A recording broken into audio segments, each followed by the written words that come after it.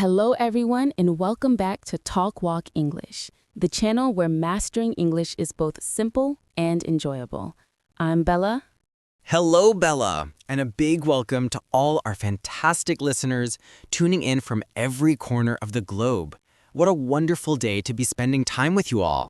It truly is, Jimmy. The sun is shining brightly, and I'm feeling incredibly full of energy today. How are things with you? I'm feeling fantastic, thank you. I'm completely prepared to absorb some knowledge. I have my coffee and my notebook right here. That is excellent. You are always so prepared with your notebook, Jimmy. You really are a diligent learner. I try my absolute best, Bella. Discovering new words is something I genuinely enjoy. Well, the subject we have lined up today is extremely important. It's a topic that every single adult needs to have a grasp of.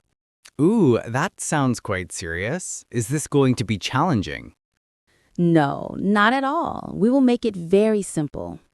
Today, our discussion centers around money. Money. Wow, that's a massive subject. It's something we handle every single day. Precisely. We'll be covering banks, credit cards, methods for saving, and even a brief introduction to investing. Investing. That sounds rather sophisticated. I'm very eager to learn about that. It is exciting, but before we dive into the world of money, we have one small appeal for all of you listening right now. Absolutely. If our podcast provides value to you, please take a moment to hit that like button immediately. It supports us so much. And definitely subscribe to Talk Walk English.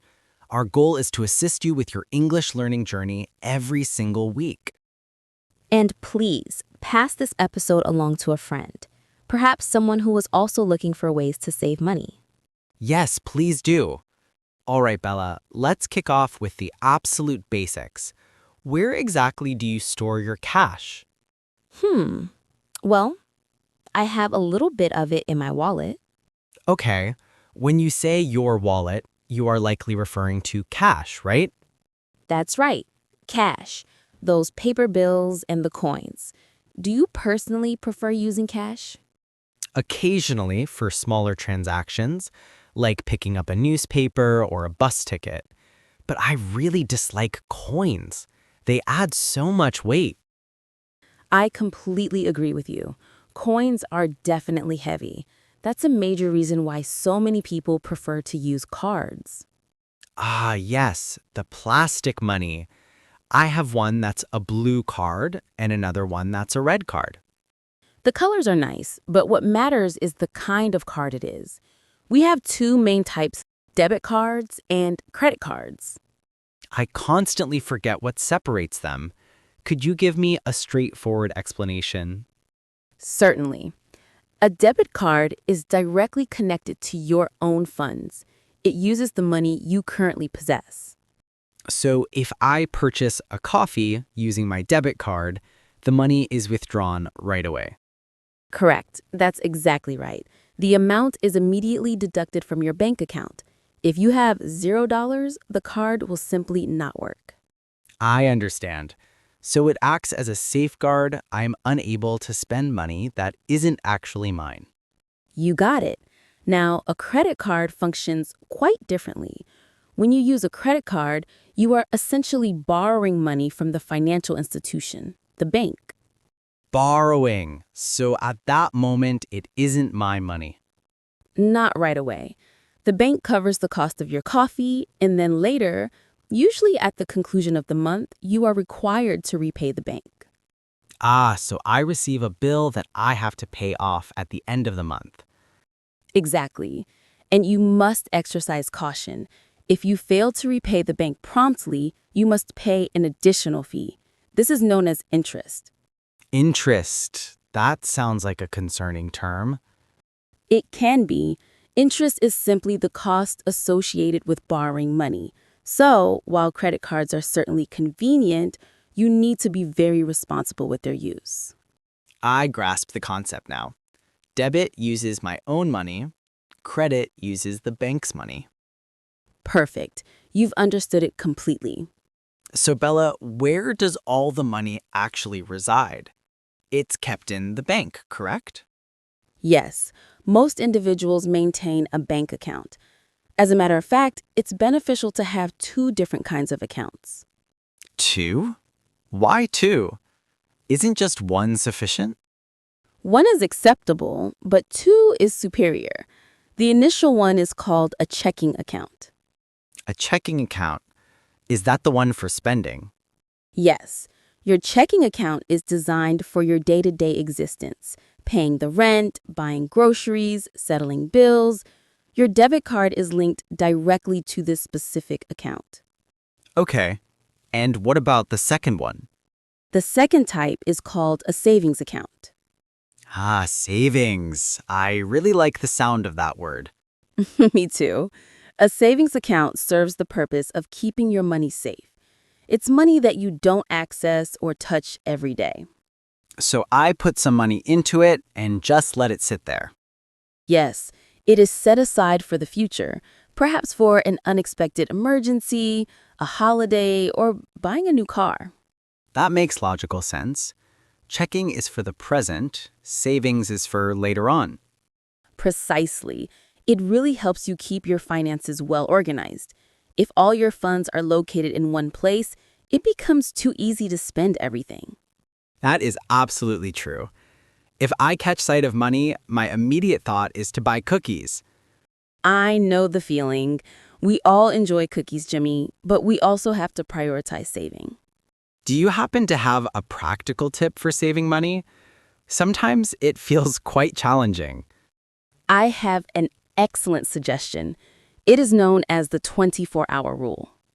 The 24-hour rule. What exactly is that? It applies when you feel the urge to buy something costly, something you desire, not something you actually need. Okay, like for instance, a brand new television. Yes, a new television is definitely a want. If you spot a TV you like, do not purchase it that day. Don't buy it, but I want it. Wait. Wait for 24 hours. Go home, get some sleep, reflect on it, and then, And then? usually by the following day, you might think, I really don't need that TV after all. The initial thrill just fades away. Wow, that's incredibly smart. It effectively halts impulse buying. Exactly. Impulse buying is when we acquire items too quickly without taking time to consider the purchase. I am guilty of doing that at the supermarket whenever I notice chocolate. The supermarket is certainly a dangerous place. Another helpful piece of advice is to actively seek out sales or discounts. Oh, I love the term sale. That means it's less expensive, right? It does. A discount means the price has been reduced. Whether it's 10% off or 50% off, it helps you keep more money in your pocket. I'll be on the lookout for those red stickers. They usually signal a sale. They certainly do. Now, Jimmy, you inquired about investing a moment ago. Yes, I constantly hear that word in movies. I need to invest. What does it actually mean? Investing is different from just saving. When you save, your money is essentially sleeping in the bank. It's secure, but its value remains the same. Okay, money sleeping. When you invest, your money wakes up and begins to work for you. My money works. I like the sound of that a lot. Yes, investing means you take your money and use it to buy things that have the potential to grow in value. Grow, like a plant. That is the perfect analogy. Picture your money as a seed. You plant the seed, Okay, I plant my dollar. you place it into the stock market, or perhaps you purchase a house. Over time, meaning many, many years, the value of that item increases. So my $1 turns into $2. Yes. And then maybe 5, and then 10. But just like a plant, it requires time. You must be patient. I see. So investing is for a lengthy period, not something for next week. Correct. Investing is for many years in the future, perhaps for the time when you are older and decide to stop working. Retiring. Yes, retirement. Investing provides a way for you to have funds available when you reach an older age. But is it truly safe? Can the plant die? That's a very insightful question, Jimmy. Investing carries what is known as risk. Risk. That implies it could be slightly dangerous. A little bit. Sometimes the value rises and sometimes it falls. But generally, when viewed over an extended period of time, the value tends to go up. So, saving is safe but moves slowly. Investing has risk but offers the chance to grow substantially. You are brilliant, Jimmy. That is the ideal summation. Thank you. I am absorbing so much today. The best strategy is to do both. Have a savings account reserved for emergencies and maybe invest a small amount for the distant future. I think I need to pay a visit to the bank and start asking some of these questions. That is a fantastic idea. Bank clerks are specifically there to assist you. Don't feel hesitant to ask. I can walk in and say, "Hello, I would like to open a savings account." Perfect. Or could you please explain the interest rate? Interest rate. I will make a note of that phrase immediately. Discussing money in English can often feel intimidating, but the terminology is quite straightforward. Yes, words like spend, save, budget, invest, they are all very useful verbs. Do you keep a budget, Bella? Budget? Do you mean a financial plan for my money? Exactly. Do you systematically write down where your money goes? Occasionally. Occasionally is certainly better than never. A budget is helpful because it allows you to clearly track the destination of your funds. I suspect I spend excessively on coffee. Coffee is a very common answer. If you commit to brewing coffee at home, you could potentially save around $50 every month. $50? Wow, that's a significant amount. I could use that $50 to invest. You see, even small adjustments can lead to substantial outcomes. I am definitely going to implement the 24-hour rule this week. I've been wanting a new pair of headphones. Oh, nice headphones are quite pricey. They are, so I will look at them, pause for 24 hours, and see if I genuinely still want them afterward. I am very proud of you, Jimmy. That demonstrates a lot of maturity. I am aiming to become a smart spender. Smart spender. I like that expression. Bella, this has been an exceptionally beneficial conversation. I feel much more confident using these financial terms now. I am truly delighted to hear that. And always remember, money is merely a tool. It exists to help us live our lives. Yes, we are the ones who control the money. The money should not control us. Exactly. Well, Jimmy, just glancing at the clock, Oh no. Is our time up already? it is. Time really flies when we're learning. It truly does. Thank you for sharing all those great tips, Bella. You are absolutely welcome.